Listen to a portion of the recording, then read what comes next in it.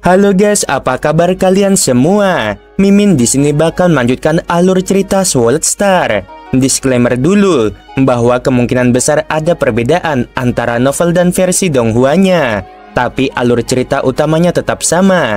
Jadi tanpa ragu, Mimin akan membawakan alur ceritanya. Kesatria Guangzhou, aku serahkan padamu untuk mencari berita tentang Kesatria Tianyang. Terima kasih atas bantuanmu. Lo Feng terus mengobrol dengan Kesatria Guangzhou selama beberapa waktu sebelum dia berdiri dan pergi. Aku akan memberitahumu begitu aku mendapatkan kabar, kata Kesatria Guangzhou. Lalu Lo Feng menghilang begitu saja. Di pegunungan Pulau Guntur, di alam semesta virtual, di istana pemimpin negara Ganwu, dia sendirian, mondar-mandir di area galeri dengan alis berkerut, tenggelam dalam pikirannya. Dia memang frustasi. Dia tidak menyangka hari-hari yang tenang dan damai akan terganggu sekali lagi setelah sekian lama. Dia memiliki hubungan baik dengan 6 kesatria yang menjadi tumpuannya. Jadi mereka tidak mendesaknya. Tahun-tahun yang damai telah membuatnya melupakan masa-masa sulit di masa lalu. Tapi hari ini dia benar-benar dalam kesulitan. Kesatria Ganwu menampar pilar batu di sampingnya dengan sangat kuat hingga berguncang. Ganwu, sebuah suara bergema. Kesatria Ganwu menoleh dan melihat sosok tubuh turun dari kejauhan. Setelah melihat siapa orang itu, dia segera berjalan mendekat untuk menyambutnya sambil tersenyum. Sudah lama sejak terakhir kali aku mengunjungi kediamanmu yang sederhana ini, kata Lo Feng sambil tersenyum. Kamu belum menghabiskan banyak waktu untuk berkultivasi, tetapi kamu telah membuat kemajuan yang luar biasa. Waktu jelas merupakan hal yang penting. Kesatria Ganwu menyeringai. Ayo, kita akan duduk di sana. Dia membawa Lo Feng ke area duduk terbuka yang tidak terlalu jauh. Para pelayan sudah menyiapkan makanan lezat dan anggur berkualitas. Keduanya duduk berhadapan. Apakah Xiao Hai tidak membuat masalah akhir-akhir ini? Tanya Lo Feng. Tidak, dia cukup berbakat dan juga pekerja keras, kata Kesatria Ganwu sambil tersenyum. Jika bukan karena aku yang memaksanya untuk tetap berada di bawah kendaliku, dia pasti sudah menjadi undying. Lo Feng mengangguk. Putranya Luo Hai juga telah mengolah dirinya sendiri selama ratusan ribu tahun. Lebih jauh lagi, ia memiliki persediaan sumber daya yang melimpah yang akan membuat Undying kaisar manapun iri.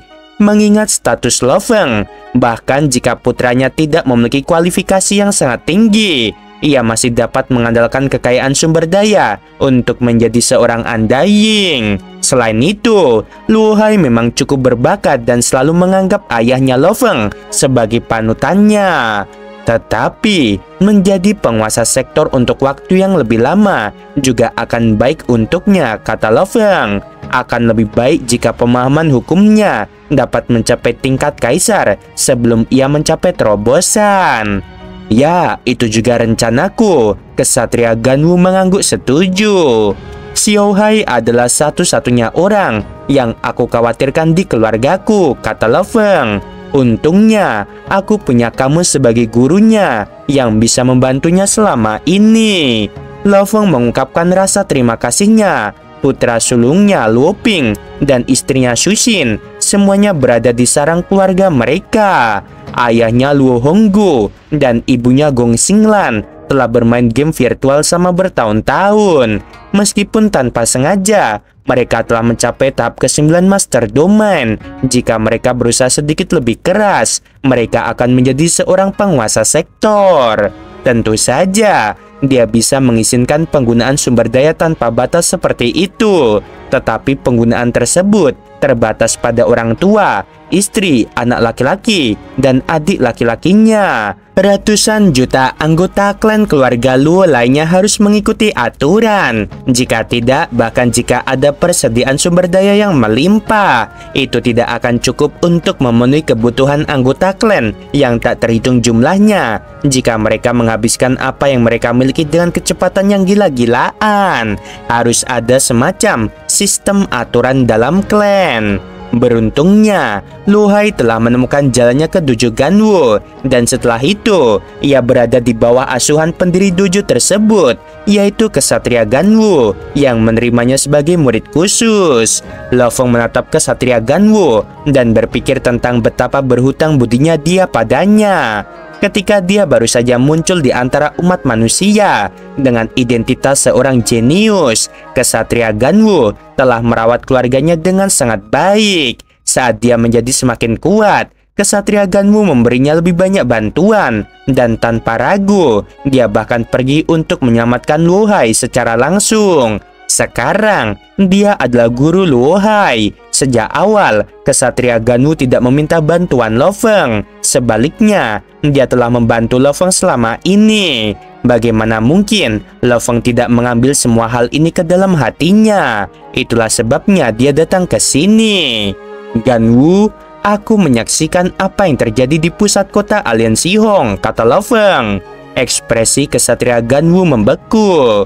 Aku berhutang budi kepada ras dan berhutang harta karun sejati dan serangkaian harta karun kepada mereka. Itu adalah kerugian terbesar yang pernah aku alami. 3 kali meninggal tentu akan membawa hasil seperti itu. Ksatria Ganwu menggelengkan kepalanya lagi. Jika kamu ingin pergi ke bintang asli, kamu harus sangat berhati-hati. Satu kesalahan ceroboh dan kamu akan dimusnahkan. Jika kamu dimusnahkan, harga yang harus dibayar akan sangat mahal. Jika aku dapat membagi diriku ke dalam tubuh lain, betapa menguntungkannya hal itu. Lo Feng mengangguk setuju. Bakat membagi tubuh berarti bahkan jika saat tubuh dimusnahkan, tubuh utama masih dapat pulih seiring waktu dengan kecepatannya sendiri. Tidak perlu memberikan waktu dan ruang hanya untuk dibangkitkan. Harga yang harus dibayar tidak seberapa. Aku perlu memikirkan cara untuk membayar hutang-hutangku. Beberapa teman baikku telah mentransfer sebagian kontribusi mereka kepadaku. Jadi setidaknya aku bisa mengembalikan harta karun sejati yang menjadi utangku. Namun, mampu melunasi harta karun sejati itu juga berarti bahwa aku akan berutang budi kepada beberapa teman. Mengenai utangku kepada ras, aku tidak dapat memastikan beberapa banyak era yang akan kubutuhkan untuk akhirnya melunasi semuanya. Jika bukan karena keserakahan setelah pemusnahan pertama, aku tidak akan mengambil risiko lagi. Aku akan mengumpulkan sejumlah uang untuk menutupi kerugian yang kuderita karena pemusnahan itu. Saat itu, belum terlambat untuk melanjutkan petualangan berikutnya. Berapa banyak hutangmu? Tanya Lo Feng. Ksatria Ganwu tertegun dan menatap Lo Feng. Dia bisa menebak niatnya dan karena itu tidak bisa menahan emosinya yang gelisah. Aku berutang pada 6 ksatria, katanya. Jumlah terkecil adalah beberapa ratus poin harta karun dan jumlah terbesar adalah 2000 poin harta karun. Keenam utang tersebut jika digabungkan sama dengan sekitar 1,6 poin harta karun sejati. Sedangkan untuk klan, aku berutang total 2,2 poin harta karun sejati. Lo Feng diam-diam terkejut. Tidak heran dia tidak bisa melunasi semuanya. 3,8 poin harta karun sejati cukup untuk ditukar dengan 2 hingga 3 harta karun sejati biasa. Jumlah tersebut dapat bernilai seluruh kekayaan seorang ksatria. Tentu saja Lo Feng tidak terlalu peduli. Dari menghabisi kaisar cermin kulit kayu, ia memperoleh baju sirah harta karun sejati. Kemudian di tanah ekstremis, ketika dia menghabisi ksatria pedang iblis, ia memperoleh 2 harta karun sejati lainnya, yang salah satunya adalah pedang surgawi yang merupakan harta karun sejati tertinggi. Mengingat teknik Lo Feng, mendapatkan harta karun sejati bukanlah hal yang sulit sama sekali. Yang kuat akan selalu kuat. Itulah teori yang mendasari kesuksesannya. Aku akan meminjamkanmu 1,6 poin harta karun sejati, kata Lo Feng. Adapun jumlah yang harus kamu bayarkan kepada klanmu, kamu harus menghitungnya sendiri. Kesatria Ganwu merasakan setiap sel jiwanya bergemur, kegirangan emosinya memuncak. Hutang triliunan tahun kepada 6 sahabatnya, yang semuanya adalah seorang kesatria, sungguh menyiksa. Terutama dengan kesatria Mehua yang terus-menerus mencaci maki dirinya. Sebagai seorang kesatria, dia sangat mementingkan harga diri. Namun dalam menghadapi semua kecaman dari sahabat-sahabatnya, yang bisa dia lakukan hanyalah bersabar. Namun mulai hari ini, semua masalah ini akan menjadi masa lalu. Pada saat itu, dia menerima paket pemberitahuan yang memberitahunya bahwa dia telah menerima kontribusi senilai 1,6 poin harta karun sejati. Aku hanya bisa membantu sebatas ini. Sisanya terserah padamu, kata Lo Feng. Lalu dia berdiri. Kesatria Ganwu tidak dapat menahan tawanya. Maaf, aku jadi lupa diri di sini. Tekanan yang telah membebaniku selama yang terasa seperti selamanya. Hari ini semua itu telah terangkat dariku. Lo Feng mengangguk. Kesatria Ganwu telah banyak membantu keluarganya, dan ini akan menjadi cara untuk membalas kebaikannya. Membantunya dengan 1,6 poin harta karun sejati seharusnya sudah cukup. Apa yang menjadi kewajibannya terhadap klannya sendiri akan menjadi bentuk pengingat dan tekanan bagi kesatria Ganwu. Lo Feng menghilang pada saat berikutnya. Kesatria Ganwu segera mentransfer sumbangan tersebut kepada keenam sahabat baiknya. 6 kesatria menghubungi Ganwu satu demi satu. Dari mana kamu mendapatkannya? Ganwu, apa yang kulakukan di kota Alen Sihong tadi tidak disengaja.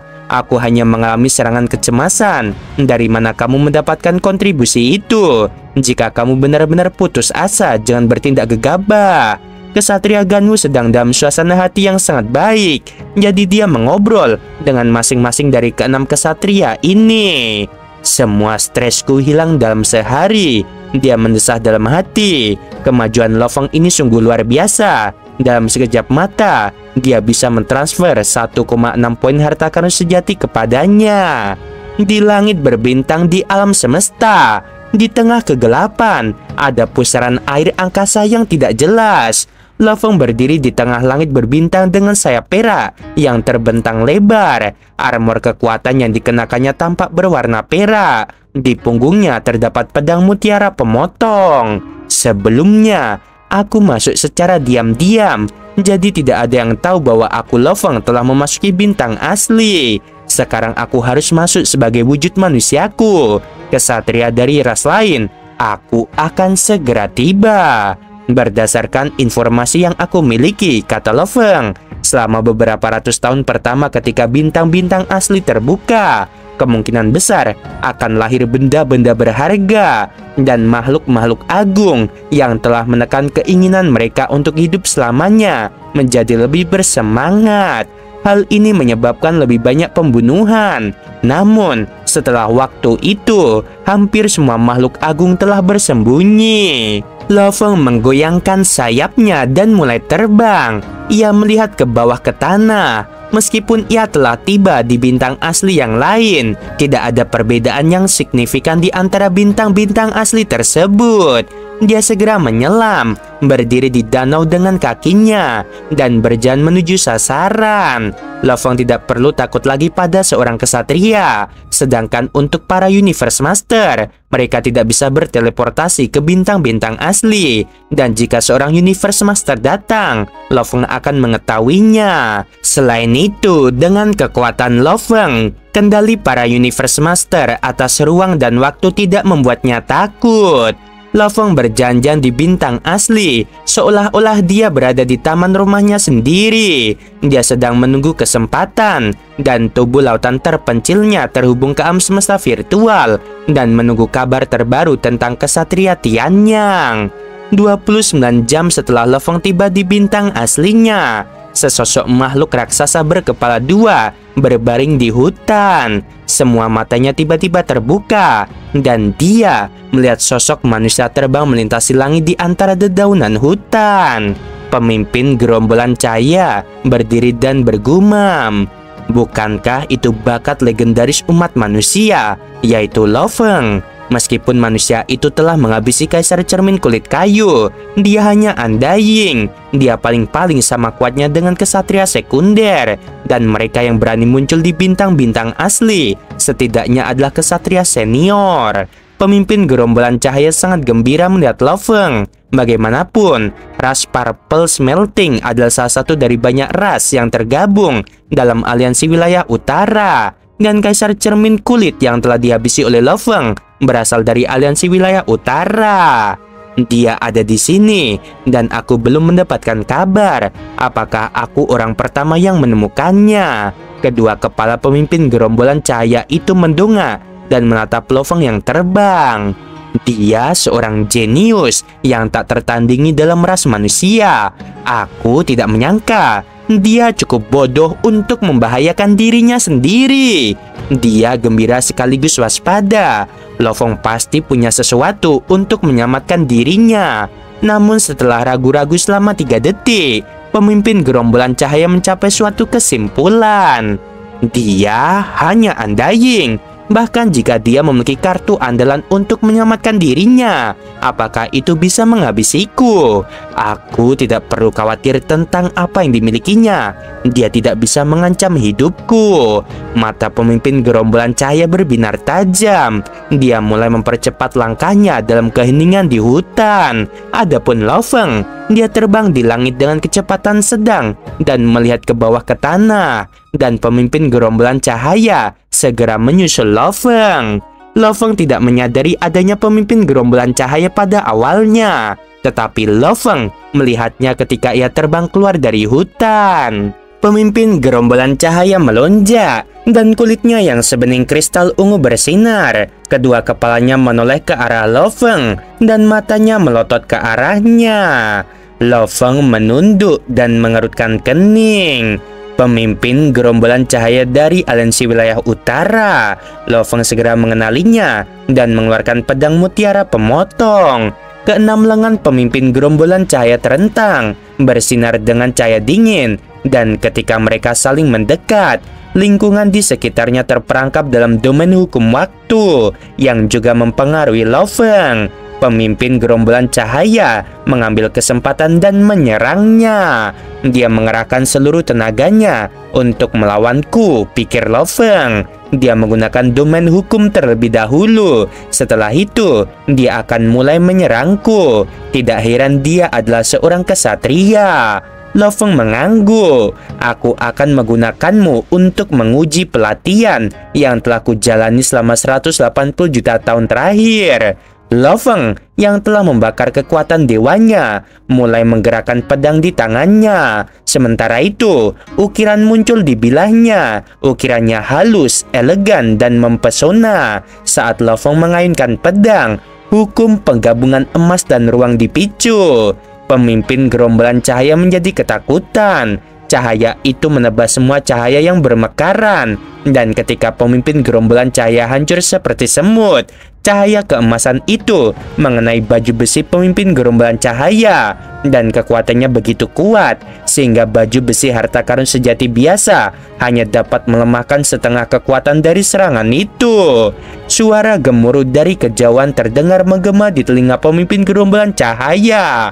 Kemudian tubuh dewanya musnah dan menghilang ke udara tipis. Lo Feng berdiri di langit dan tersenyum. Setelah menghabisi pemimpin gerombolan cahaya, Lo Feng mengumpulkan harta rampasan dari kemenangannya. Saat Lo Feng melebarkan sayapnya, ia berubah menjadi seberkas cahaya dan lepas landas. Kecepatannya tidak terlalu cepat atau terlalu lambat. Ia mempertahankan kecepatan terbangnya mendekati kecepatan cahaya. Aliansi wilayah utara memiliki wilayah yang sangat luas di bawah kendalinya, dan di dalam langit berbintang tempat tinggal ras Purple Smelting terdapat sebuah planet kehidupan yang seluruhnya berwarna merah gelap. istana pemimpin gerombolan cahaya dapat ditemukan di planet itu. Dari dalam istana, beberapa murid dan pelayan membungkuk memberi hormat saat mereka melihat sosok yang jauh mendekat. Itu adalah tubuh yang ditinggalkan pemimpin gerombolan cahaya sebelum dia menuju bintang asli. Pemimpin gerombolan cahaya memperlihatkan ekspresi terkejut. Tiba-tiba, dia dimusnahkan dan lenyap begitu saja. Ketiga murid ras Purple Smelting saling memandang. Mata mereka dipenuhi rasa takut dan gelisah. Mereka tidak meragukan apa arti situasi ini. Cepatlah, kita harus segera memberitahu pemimpin gerombolan lainnya. 6 kesatria mengawasi seluruh ras Purple Smelting. Jika satu di antaranya musnah, itu sama saja dengan runtuhnya salah satu pilar pendukung ras tersebut. Bagi ras Purple Smelting, ini merupakan pukulan yang sangat mengerikan. Cahaya berkembang telah dimusnahkan. Siapa yang bisa menghabisinya? Dan tak disangka, dia bahkan tidak punya kesempatan untuk meminta bantuan. Ketiganya terdiam. Pemimpin gerombolan cahaya berkembang, Kesatria Jifeng, Kesatria Peifeng, dan pemimpin istana Darachi semuanya dianggap sebagai kesatria biasa. Ada beberapa yang kuat lainnya. Misalnya, ada bentuk kehidupan khusus setingkat kesatria dengan tingkat gen kehidupan 8.000 atau 9.000 kali. Kekuatan dewa mereka lebih murni daripada kesatria biasa sebanyak 100 kali. Saat melancarkan serangan, kekuatan mereka juga akan menjadi 100 kali lebih kuat. Menjelajahi langit bintang asli rasanya luar biasa. Lo Feng tersenyum saat bergerak, mengenang pertempuran sebelumnya. Pertama kalinya aku bertarung habis-habisan. Kekuatannya luar biasa. Lo Feng sangat puas dengan kekuatannya. Ini tidak diragukan lagi, adalah teknik pamungkas seorang Universe Master. Jumlah kekuatan dewa yang dikonsumsinya sangat mengkhawatirkan. Jika aku tidak memiliki tubuh lautan terpencil yang terus-menerus menambah energiku, kurasa hanya satu jurus saja sudah cukup untuk kehilangan setengah dari tubuh dewaku. Konsumsi yang sangat besar, tapi kekuatannya luar biasa kuat. Aku bisa merasakan armor harta karun sejatinya yang biasa menjadi sangat lemah di bawah pedangku. Jika aku hanya meningkatkan kekuatan seranganku 1 tingkat, kurasa aku akan menghancurkan harta karun sejati itu. Lo Feng menganalisis sendiri situasinya. 9.800 kali lipat level gen kehidupan, 100 kali lipat peningkatan kekuatan dewa. Tubuh dewa Lo Feng tidak kalah dengan kesatria umumnya. Bahkan untuk satu-satunya bentuk kehidupan khusus seperti pohon dunia, mereka mungkin adalah kesatria. Tetapi kekuatan bertarung mereka sebanding dengan para Universe Master, dan kekuatan dewa mereka lebih murni daripada Lo Feng. Namun, teknik pamungkas Lo Feng setara Universe Master lebih kuat daripada milik pohon dunia sebanyak 2 tingkat. Keunggulan yang dimilikinya dalam hal teknik rahasia menutupi kekurangan kekuatan dewa. 180 juta tahun kultivasi memang telah membawaku pada kesuksesan besar. Ketika aku menjadi kesatria, tubuh dewa milikku akan sebanding dengan bentuk kehidupan istimewa yang kuat seperti pohon dunia. Aku akan menjadi lebih kuat dalam teknikku. Saat itu, aku harus berusaha sekuat tenaga untuk menjadi Universe Master. Lo Feng diam-diam menantikan ini. Saat itu, aku akan bisa memanfaatkan menara bintang dengan mudah. Di salah satu lembah berbukit di tengah padang gurun, 3 kesatria senior dari aliansi cincin duri bersembunyi. Mereka diam-diam menunggu gelombang energi. Di antara mereka, kesatria Jiki terkejut ketika dia mengangkat kepalanya untuk melihat ke langit. Dia segera mentransmisikan apa yang dia temukan dengan lantang.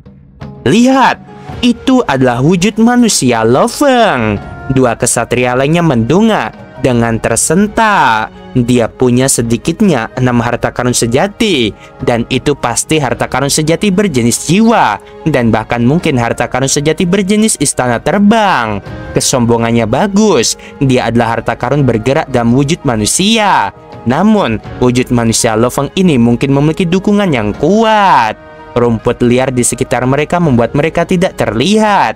Saat mereka menatap sosok yang terbang di langit, ketiganya merasakan jantung mereka terbakar. Kita harus berhasil. Kekuatan kita bersama akan jauh lebih kuat daripada miliknya.